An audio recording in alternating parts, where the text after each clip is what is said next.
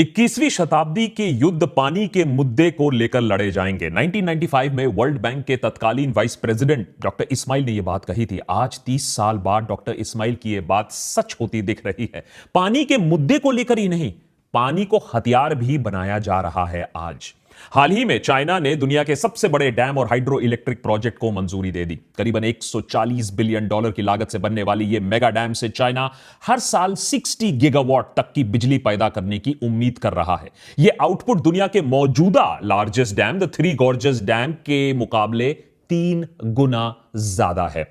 ब्रह्मपुत्र नदी के ऊपरी हिस्से में स्थित इस प्रोजेक्ट से चाइना का कहना है कि उसका नेट जीरो कार्बन एमिशन तक का सफर थोड़ा और आसान हो जाएगा। लेकिन तिब्बत के जिस क्षेत्र में यह डैम बनाने की बात चल रही है, वहां आज भी सड़क से जाना भी बहुत मुश्किल है। बहुत कम लोग उस क्षेत्र में रहते हैं या आते जाते हैं। यह दुनिया की सबसे रिमोट और इनएक्सेसिबल जगहों में से एक है। अब ऐसी जगह में करोड़ों टन कंक्रीट लेकर डैम बनाना कोई आसान बात नहीं है, कोई हंसी मजाक नहीं है। तो फिर क्यों चाइना इसी जगह पर इतना महंगा, इतना खतरनाक डैम बना रही है? इस बात को मेन स्ट्रीम मीडिया ज्यादा हाईलाइट नहीं करेगी इंडिया में, और सरकार भी ज्यादा लाल आंख नहीं दिखाएगी, क्योंकि कड़वा सच यह है कि इस डैम के बनने से पूरे रीजन का बैलेंस ऑफ पावर, जो कि ऑलरेडी चाइना के तरफ झुका हुआ है, अब आने वाले दशकों में पूरी तरीके से चाइना के हाथों में चला जाएगा। कैसे, समझाएंगे आज के एपिसोड में। इस सुपर डैम के अप्रूवल की खबर से सबसे ज्यादा चिंता भारत को ही होनी चाहिए। इस डैम के बन जाने से भारत के नॉर्थ ईस्ट में बहने वाली सबसे बड़ी नदी के बहाव पर चाइना का कंट्रोल हो जाएगा। फिर चाइना जब चाहे पानी को हथियार की तरह भारत और बांग्लादेश में बहने वाली इस नदी के किनारे रहने वाले लोगों के खिलाफ इस्तेमाल कर सकती है। कैसे, डिटेल में आज जानते हैं। इतने बड़े डैम के बनने से हिमालय की डेलिकेट इकोलॉजी और एनवायरनमेंट पर भी नेगेटिव इंपैक्ट पड़ेगा। और क्या अगर इस अर्थक्वेक सेंसिटिव जोन में डैम कभी डैमेज हो गया, तब क्या होगा? कुछ ही दिन पहले जबरदस्त अर्थक्वेक आया, तिब्बत में 100 लोगों की मौत हो गई। तो बहुत सारी बुरी खबरें जुड़ी हुई हैं चाइना के इस सुपर डैम से। सभी को एक एक करके डिटेल में समझेंगे, क्योंकि इसका एक बड़ा इंपैक्ट पड़ता है हमारे देश पर। सबसे पहले पड़ताल करेंगे कि चाइना को डैम्स और हाइड्रो प्रोजेक्ट से ऑब्सेशन इतना क्यों है, क्या है इसकी हिस्ट्री। फिर बात करेंगे स्पेसिफिक इस मेगा डैम के बारे में, क्या कितना साइज है, कितना स्कोप है, कितना स्केल है, क्या कुछ पता है दुनिया को इस प्लान प्रोजेक्ट के बारे में, क्या कुछ चाइना छुपाने की कोशिश कर रही है दुनिया के नजरों से। फिर एक एक करके समझेंगे डैम से जुड़े कंसर्न्स को, क्यों यह डैम भारत, भूटान, बांग्लादेश के लोगों के लिए एक परमानेंट सरदर्द बनने वाली है बहुत जल्द। फाइनली बात करेंगे भारत के बारे में कि इस प्रोजेक्ट के ऊपर रिएक्शन क्या रहा है भारत सरकार का, क्या कुछ भारत सरकार कर रही है या क्या कुछ हम कर सकते हैं अपने इंटरेस्ट को संभालने के लिए, बचाने के लिए। लेकिन इन सब पर बात करेंगे एक एक करके। But first, a quick thanks to today's episode partners Toothsi. कुछ साल पहले तक मेटल तार वाले ब्रेसेस आपके पास ओनली ऑप्शन हुआ करते थे to fix your crooked teeth और क्लोज योर टीथ गैप्स। ये काफी पेनफुल प्रोसेस भी होता था, 2-3 साल आराम से लग जाते थे इस प्रोसेस में। नॉट टू फॉरगेट एक लंबा list of food restrictions. Thanks to science एक आज बेहतर ऑल्टरनेटिव है, teeth aligners by Toothsi. Toothsi aligners braces का ही काम करते हैं, आपके टेढ़े मेढ़े दांतों को सीधा करना, दांतों के बीच में जो गैप्स हैं उन्हें बंद करना। लेकिन इस प्रोसेस में आपको सिर्फ करेक्शन में 6 से अब 12 महीने ही लगेंगे। It's much quicker than traditional metal braces, और ये प्रैक्टिकली इनविजिबल होते हैं। पहनना उतारना एकदम आसान, and no food restrictions to follow at all. इन अलाइनर्स को उतारो, जो मर्जी खाना खाओ। साथ ही साथ इसके prices same as metal braces. Toothsi aligners मंगवाने का प्रोसेस भी काफी सिंपल है। आपको बस टूथसी के वेबसाइट में जाना है, एक टीथ स्कैन बुक करना है। उनके पैन इंडिया एक्सपीरियंस सेंटर में जाकर एक प्रॉपर ऑर्थोडोंटिक कंसल्टेशन के बाद ये स्कैन करवा सकते हैं। प्लान अप्रूव होते ही स्कैन के कुछ ही दिनों बाद आपके अलाइनर्स आपको डिलीवर हो जाते हैं। Toothsi has designed over 3 lakh smiles till now. तो अगर आप एक पेनलेस और डिस्क्रीट टीथ स्ट्रेटनिंग सॉल्यूशन ढूंढ रहे हैं, then do consider checking out Toothsi aligners. Link मैंने डिस्क्रिप्शन में देके रखा है, using which you can get a teeth scan and a doctor consultation absolutely for free. So hurry. Anyways, back to the story. नदियों के बहाव को control और मैनेज करने के लिए इंसान हजारों साल से बांध या डैम्स का सहारा लेते आया है। इससे बाढ़ और सूखे जैसी स्थिति से राहत मिलती है इंसानों को। साथ ही साथ खेतों और घरों तक पानी पहुंचाने में भी बहुत ज्यादा मदद मिलती है। उसके बाद आया इंडस्ट्रियल रेवोल्यूशन। लोगों ने पानी से बिजली पैदा करने की तरकीब भी निकाल ली, जिसके बाद बड़े लेवल पर दुनिया भर में डैम्स और हाइड्रो इलेक्ट्रिक प्रोजेक्ट्स बनने लगे। डैम्स के अनलिमिटेड पोटेंशियल को देखकर प्रधानमंत्री जवाहरलाल नेहरू ने डैम्स को आधुनिक भारत का मंदिर का टैग भी दिया था। लेकिन चाइना की कहानी भारत से कुछ अलग है। 1990s के दशक में जब दुनिया भर में डैम्स और हाइड्रो प्रोजेक्ट्स के नुकसान भी देखे जा रहे थे कि कैसे उससे एनवायरमेंटल डैमेज हो सकता है, फ्लडिंग हो सकता है, और दुनिया सोलर और विंड एनर्जी की तरफ रुख कर रही थी, उस वक्त चाइना आए दिन नए डैम्स के कंस्ट्रक्शन को अप्रूवल दे रहा था। आज भी चाइना में कई बड़े हाइड्रो प्रोजेक्ट्स अंडर कंस्ट्रक्शन चल रहे हैं और इसके पीछे सिर्फ साइंस और पॉलिटिक्स नहीं है। दरअसल चाइना का पानी और उस पर कंट्रोल पाने की जो जिद है वो हजारों साल पुरानी है और ये आज भी चाइनीज स्टेट क्राफ्ट का एक अहम हिस्सा है। माना जाता है कि एंशिएंट चाइना में एक बहुत बड़ा सैलाब आया था जिसे द ग्रेट फ्लड कहा जाता है। इस बाढ़ का कारण था येलो रिवर। इस तबाही से निकलने के लिए येलो रिवर के पानी पर काबू पाना बहुत जरूरी था, जिसके लिए पूरे लैंडस्केप को ही री इंजीनियर किया गया था। यह काम किया था यू द ग्रेट ने। यू लेजेंडरी बादशाह याओ और शुन के मंत्री थे, जिन्हें लोगों को बाढ़ से बचाने के लिए ही अपॉइंट किया गया था। यू की येलो रिवर पर सफलता, उसको कंट्रोल करने पर उसकी सफलता के बाद शुन ने उन्हें ही सिंहासन सौंप दिया, जिसके बाद शुरू होता है चाइना का सबसे पुराना जिया डायनेस्टी। तभी से माना जाता है कि चाइना पे राज करने का असली हकदार वही होता है जो नदियों को कंट्रोल कर सकता है, बाढ़ को मैनेज कर सकता है। अगर किसी राजा के राज में बाढ़ आ जाती है तो माना जाता है कि उसका मैंडेट ऑफ हेवन खत्म हो चुका है, माने अब उसे सिंहासन छोड़ देना चाहिए, वो उसके लिए योग्य नहीं है। तो चाहे पहाड़ काटना हो, लाखों लोगों को डिस्प्लेस करना हो, उन्हें रीसेटल करना हो, या रीजन की पूरी जियोग्राफी ही रीशेप करना हो, मंजूर है। पानी पर कंट्रोल इज मोर इंपॉर्टेंट। इसीलिए पूरी दुनिया में जहां हाइड्रो इलेक्ट्रिक प्रोजेक्ट्स को बीता हुआ टेक्नोलॉजी, पास्ट टेक्नोलॉजी माना जाता है, चाइना में अभी भी यह टेक्नोलॉजी बहुत पॉपुलर है। चाइना का मानना है कि उसके 1500 से भी ज्यादा नदी देश का एक अहम रिसोर्स है और उसका पोटेंशियल हार्नेस करने के लिए, इकोनॉमिक ग्रोथ के लिए हाइड्रो पावर प्लांट्स लगाने और भी जरूरी है। इसी के वजह से चाइना जितनी भी इंजीनियरिंग की जरूरत हो, जितना भी पैसा लगता हो, एक्सपर्टीज लगता हो, चाइना उसे इन्वेस्ट करने के लिए तैयार है। इसी अप्रोच के वजह से आज दुनिया भर के आधे से भी ज्यादा डैम्स आपको चाइना में मिलेंगे, यानी 23,000 से ज्यादा 15 मीटर से ऊंचे डैम्स चाइना में मिलेंगे। चलिए ठीक है, छोटे छोटे डैम्स आपने बना लिए, लेकिन चाइना के लिए साइज ऑल्सो मैटर्स। इसीलिए दुनिया का सबसे बड़ा dam the three gorges dam आपको मिलता है चाइना में। इसकी इंस्टॉल्ड कैपेसिटी 22.5 गीगावाट की है। मतलब पूरे पंजाब, हरियाणा, हिमाचल प्रदेश को बिजली सिर्फ एक डैम मुहैया करा सकता है। इतना ही नहीं, यह डैम का रिजर्वॉयर इतना बड़ा है कि माना जाता है कि इसके बनने के बाद अर्थ का रोटेशन 0.06 माइक्रोसेकंड से कम हो गया था। चाइना आज हाइड्रो पावर में दुनिया को लीड कर रही है। साल 2023 में चाइना की installed hydro power capacity 422 gigawatts थी। अगर आप इसको पर्सपेक्टिव में देखें तो भारत का total installed power generation capacity 417 gigawatt है, माने उससे कम है। लेकिन इसमें हम थर्मल, न्यूक्लियर सब कुछ अगर मिला दे तो चाइना का हाइड्रो इलेक्ट्रिक पावर हमसे ज्यादा है। अब ठीक है, चाइना बड़ा देश है, हमसे बड़ी इकोनॉमी है, उसके बड़े एनर्जी नीड्स हैं। इतने बड़े लेवल पर एग्जिस्टिंग हाइड्रो पावर प्रोजेक्ट्स होने के बाद भी लेकिन चाइना की जो एनर्जी नीड्स है वो हाइड्रो पावर सिर्फ 13% पूरा करती है और बाकी चाइना डिपेंड करती है 65% एनर्जी नीड्स कोल, ऑयल, नेचुरल गैस जैसे फॉसिल फ्यूल से आती है। लेकिन चाइना अब बहुत जल्दी ये बात को चेंज करना चाहता है। वर्ल्ड्स लार्जेस्ट कार्बन एमिटर और पोल्यूटर नंबर 1 का टैग चाइना अपने माथे से हटाना चाहता है। एयर पोल्यूशन में चाइना ने काफी कामयाबी ऑलरेडी हासिल कर ली है। इस पर हमने पूरा एक एपिसोड भी बनाया था कि हमें क्या सीखना चाहिए चाइना से, वो देख लीजिएगा। अब चाइना ने बहुत एम्बिशियस क्लाइमेट टारगेट्स भी सेट किए हैं। 2060 तक चाइना कहता है कि वो नेट जीरो एमिशंस बनना चाहता है एज अ कंट्री। इसीलिए साल 2020 में अपने 14th 5 ईयर प्लान में चाइना ने तिब्बत के यारलुंग जांगबो यानी ब्रह्मपुत्र नदी पर दुनिया का सबसे बड़ा डैम बनाने की बात कर दी। और नए साल के पहले 25 दिसंबर को चाइना ने $137 बिलियन वर्थ इस प्रोजेक्ट की मंजूरी भी दे दी। ब्रह्मपुत्र नदी जब तिब्बत के मानसरोवर लेक के पास एक ग्लेशियर से निकलती है तब इसे यारलुंग जांगबो कहते हैं।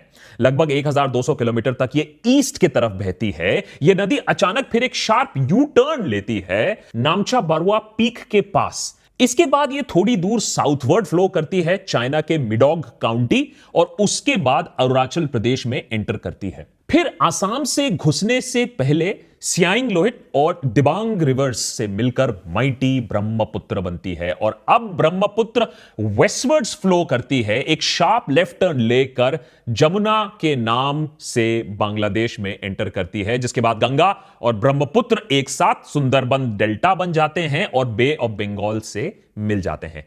यह छोटा सा जियोग्राफी लेसन इसलिए जरूरी है ताकि कमेंट्स में आउटरेज आप ना करो कि चीन के एजेंट जांगबो क्यों कह रहे हो, ब्रह्मपुत्र बोलो, क्योंकि यह एक मल्टीनेशनल रिवर है, अलग अलग देशों में अलग अलग नाम से जाना जाता है।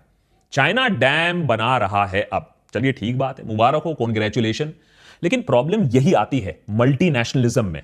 अभी तक चाइना ने जितने भी मेगा प्रोजेक्ट डैम्स बनाए हैं उनमें से ज्यादातर चाइना ने अपने इनलैंड रिवर्स में यह काम किया है, जैसे येलो या यांगसी रिवर्स पर।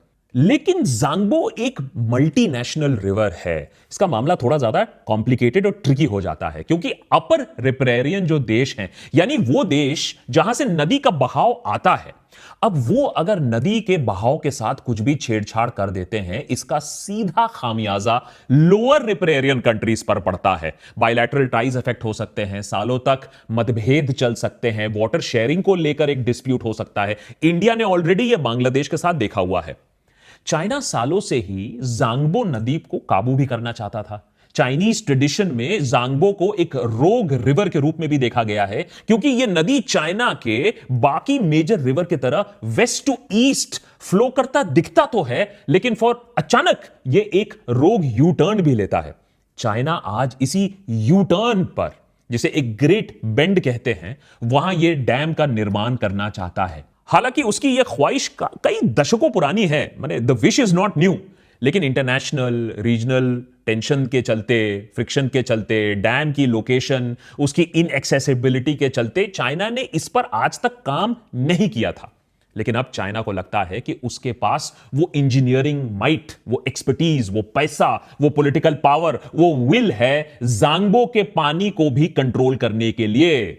लेकिन अर्थक्वेक कैसे कंट्रोल करोगे? और ऐसे रीजन में जहां मॉडर्न हिस्ट्री में ही एक 8.6 मैग्नीट्यूड का मेगा क्वेक आ चुका है। मैं 1950 आसाम टिबेट अर्थक्वेक की मैं बात कर रहा हूं और वहां आप एक प्रोजेक्ट प्लान कर रहे हो। यह खतरे से खाली प्लान नहीं है। चाइना का कहना है कि इस रीजन में उसने सारे एग्जिस्टिंग प्रोजेक्ट्स भी सभी बातों को ध्यान में रख के किया है, काम किया है, उन्होंने प्लानिंग की हुई है। और वैसे भी चाइना को रोकेगा कौन? आज चाइना ने अपने मेनलैंड के लगभग हर नदी को कंट्रोल कर लिया है। अब वो अपने आप को फ्री महसूस कर रहा है कि अपने रिसोर्सेज, अपना मैन पावर, अपना पैसा तिब्बत के जांगबो पर डाइवर्ट करे। साथ ही वो एक इकोनॉमिक और मिलिट्री सुपर पावर बन चुका है, तो उसे कोई फर्क नहीं पड़ता है कि उसका पड़ोसी देश क्या बोल रहा है। उसे ज्यादा से ज्यादा चाइना को क्या ही कोई कह लेगा, बड़ी इकोनॉमी ठहरी ना, लाल आंख भी नहीं दिखा सकते हम चाइना को। Look, they are the bigger economy. What am I going to do? As a smaller economy, I'm going to go pick a fight with a bigger economy. China इतनी कॉन्फिडेंट है अपने मिलिट्री पावर को लेकर कि बीते कुछ सालों में चाइना ने साउथ ईस्ट एशिया में भी मेजर मल्टीनेशनल रिवर मेकोंग पर भी 11 डैम का नेटवर्क बना दिया और उस नदी के फ्लो पर कंट्रोल अपना जमा लिया। अब जो वहां के लोअर रिपेरियन देश हैं, जैसे थाईलैंड हुआ, लाओस हुआ, वियतनाम हुआ, मेकोंग के पानी के लिए अब चाइना के रहमत पर ही जीते हैं। अभी 2019 की बात कर लेते हैं। रिपोर्ट्स के अनुसार चाइना ने मेकोंग का पानी रोक लिया। नीचे के देशों में नदी सूखने लगे। थाईलैंड के मछुआरों की अगर आप बात कर ले, वियतनाम में राइस फार्मर्स तक, सब सूखे से त्राही त्राही होने लगी। उस बात पर डायरेक्टली इफेक्ट होने लगे लोग। कोविड के वायरस का ओरिजिन का तो पता नहीं, लेकिन अकाल का और ये जो लोगों का लाचारी है, उसका जो वायरस है वो चाइना से आती है, इस बात पर तो आप अश्योरिटी ले लीजिए। अब भारत का कहना है कि इस डैम के फॉर्मल अप्रूवल आने के साथ साथ इंडिया ने डिप्लोमेटिक चैनल्स के थ्रू अपने कंसर्न्स चाइना के साइड को बता दिए हैं और भारत ने अपनी इंटरेस्ट को सिक्योर करने के लिए जरूरी कदम जो है उसे भी उठाने शुरू कर दिए। ये देखते हुए चाइना ने भी एक पब्लिक स्टेटमेंट जारी की है। चाइना का कहना है कि उसका ये जो मेगा डैम है, इस प्रोजेक्ट से इंडिया या किसी भी लोअर रिपेरियन स्टेट को कोई दिक्कत नहीं होगी। चाइना पहले भी ये कह चुका है कि ये पूरा प्रोजेक्ट बस run of the river project है, जिससे नदी के बहाव, उसके डायरेक्शन, उसके फ्लो पर कोई इंपैक्ट नहीं पड़ेगा। भाई शाबाश है, तूने कह दिया और हम यकीन कर ले। और हम खोदते हैं क्या? अब प्रॉब्लम तो यही है ना कि चाइना कहता कुछ है और करता कुछ और है। अब नेहरू की सबसे बड़ी गलती क्या थी? नेहरू की सबसे बड़ी गलती यही थी कि चाइना ने जो कहा था उन्होंने मान लिया था। 2019 में पूरे साउथ ईस्ट एशिया में जो ड्राउट ट्रिगर करने के बाद भी आज तक चाइना ने कभी ऑफिशियली माना नहीं है कि उसने मेकोंग का फ्लो कंट्रोल कर लिया था। मेक नो मिस्टेक, चाइना के इस नए डैम से इंडिया और बांग्लादेश में रहने वाले लगभग 7 करोड़ लोगों पर सीधा इंपैक्ट पड़ने वाला है। इस डैम से चाइना जब चाहे सभी लोगों का पीने का पानी, खेती का पानी रोक सकता है, एक आर्टिफिशियल ड्राउट क्रिएट कर सकता है। चलिए, ड्राउट में तो थोड़ा समय लगता है, लेकिन आर्टिफिशियल फ्लडिंग कर दे तो ये कोई न्यूक्लियर हथियार से तो कम नहीं होगा इंडिया के अगेंस्ट। फ्लडिंग और डैम्स को सालों से युद्ध का एक हथियार बनाया गया है, इसमें कोई नई चीज नहीं है। अभी 2023 में ही यूक्रेन के कखोव्का डैम को भी ऐसे ही टारगेट किया गया था डाउनस्ट्रीम रीजन्स में बाढ़ लाने के लिए। और हो सकता है कि चाइना को सच में अरुणाचल प्रदेश और असम में बाढ़ लाने की जरूरत भी ना पड़े। सिर्फ बाढ़ की धमकी ही काफी है चाइना के लिए भारत पर प्रेशर बनाने के लिए। जब साल 2021 में पहली बार इस डैम के प्लान्स बाहर आए थे, तभी से भारत ने अपने कंसर्न्स रेज किए हैं, लेकिन उसके बावजूद चाइना ने इस प्रोजेक्ट के साथ आगे बढ़ने का निर्णय ले लिया है। क्लियरली ना कभी चाइना को घंटा फर्क पड़ा था हमारी बातों से और ना आज पड़ रहा है। उल्टा लाल आंख दिखाने वाले जो बात करते थे वो आज जी के साथ हाथ मिला रहे हैं, तो उनसे भी ज्यादा उम्मीद हम नहीं रख सकते हैं। लेकिन ऐसा नहीं है कि हम कुछ भी नहीं कर सकते हैं। हां, थोड़ी रीढ़ की हड्डी सीधी करनी पड़ेगी। सबसे पहले तो आंख बंद करके ये जो हम सोचते हैं ना कि प्रॉब्लम है ही नहीं, सब चंगासी है, जैसा हमने गालवान में किया था, ये काम करना बंद करना पड़ेगा। न वहां कोई हमारी सीमा में घुस आया है, न ही कोई घुसा हुआ है, न ही हमारी कोई पोस्ट किसी दूसरे के कब्जे में है। सबसे पहले सिंपल काम कर सकते हैं, वाटर अग्रीमेंट। अगर इंडिया किसी भी तरीके से चाइना के साथ एक अंडरस्टैंडिंग कम से कम कर सकता है कि ठीक है भाई, बनाओ तुम अपना डैम, हम थोड़ी ना रोक सकते हैं, लेकिन इसके ऑपरेशंस का रियल टाइम इंफॉर्मेशन सभी देशों के साथ आप शेयर करोगे, ताकि नॉर्मल कंडीशन में ब्रह्मपुत्र के किनारे रहने वाले लोगों को कोई प्रॉब्लम्स ना झेलनी पड़े, चाहे वो सूखे का हो या फिर वो बाढ़ का हो। लेकिन फिर भी टेंशन या वॉर के टाइम पर इंडिया को यह डैम बनने के बाद बुरी तरीके से अपने आप को इंडिया फंसा पाएगा। एक बार डैम बन गया तो एडवांटेज फिर चाइना को चले गया। फिर सच्चाई तो यही है ना कि ज़ैंगबो डैम के मामले में सबसे पहले तो बड़ा एडवांटेज चाइना को मिला जब भगवान ने उसे एक अपर रिपेरियन देश बना दिया, और फिर बाद में आप मिलिट्री भी और इकोनॉमिकली भी पावरफुल बन गए, जिससे आप ये डैम बना पा रहे हो। तो मोदी सरकार अपने लेवल पर यह कर सकता है कि चाइना के अगेंस्ट एक डेटरेंस कैपेबिलिटी बिल्ड कर सकता है। भले ही चाइना ने आज हमारा चोक पॉइंट ढूंढ लिया हो, लेकिन भूलिएगा मत, मलाक्का स्ट्रेट चाइना का main global export route Andaman and Nicobar islands के पास से गुजरता है। इस चोक पॉइंट पर अपनी स्ट्रेंथ हमें बढ़ानी होगी फिर, लेकिन इसके लिए हमें इंडोनेशिया, मलेशिया, सिंगापुर के साथ अलायंस बनाना होगा। हम चाइना को फोर्स कर सकते हैं कि वो अगर डैम बनाता है तो फिर बदले में हम भी उसके अगेंस्ट कोई कार्य जरूर कर सकते हैं। लेकिन ये सब करने के लिए देशभक्त पर हम ये बात बार बार बोलते आए हैं कि इसके लिए मोदी सरकार को थोड़ा फोकस करना पड़ेगा। ये खुदाई छोड़नी पड़ेगी और निर्माण कार्य थोड़ा शुरू करना पड़ेगा, on a military scale, on an economic scale, on a diplomatic scale. 2025 में वैसे में भी इकोनॉमी की हवा निकल रही है, आए दिन आंकड़े आ रहे हैं। चाइना से इंपोर्ट्स लगातार, उस पर हम निर्भरता और बढ़ा रहे हैं। अब शेन जैसा फैशन ब्रांड जिसको हम पहले बैन कर चुके थे, अब वो पार्टनरशिप में वापस हमारे देश में घुस रहा है। बताइए, हम कपड़े नहीं बना सकते हैं कि चाइना पर डिपेंड करना पड़ता है? भाई कितना हम चाटेंगे चाइना का, तो फिर दादागिरी भी वो हमारे ऊपर दिखाएगा। मामला अब थोड़ा सा सीरियस हो चुका है। चाइना हमारे दरवाजे पर दस्तक दे रहा है। एक तरफ नॉर्थ ईस्ट के बॉर्डर के पास डैम बना रहा है, वहां लद्दाख में टेरिटरीज, हमारे टेरिटरीज, उसको अपने काउंटीज घोषित कर रहा है, मैप्स निकाल रहा है, लोगों को सेटल कर रहा है, और हम सिर्फ कड़ी निंदा कर रहे हैं। चाइना 50 साल आगे की प्लानिंग कर रहा है और हम गड्ढे में घुस रहे हैं, 500 साल की खुदाई के पीछे पड़े हुए हैं वोट बटोरने के चक्कर में। तो अब हमें यह सोचना है कि भैया अगर मुस्कान लानी है अपने फ्यूचर में, जनता में, तो थोड़ा सा काम करना पड़ेगा, 50 साल आगे की प्लानिंग करनी पड़ेगी। और हां, मुस्कान से याद आया, टूटसी का वेबसाइट जरूर चेक करिएगा for their invisible teeth aligners. ये अलाइनर्स मेटल ब्रेसेस जैसे ही काम करते हैं, आपके दांतों के मिसअलाइनमेंट को फिक्स करते हैं, उनके बीच के गैप्स को भर देते हैं, लेकिन दिखते नहीं है, वर्चुअली इनविजिबल हैं। फ्री टीथ स्कैन आप बुक कर सकते हैं डिस्क्रिप्शन में, अगर आप जो लिंक है उसे यूज करेंगे तो।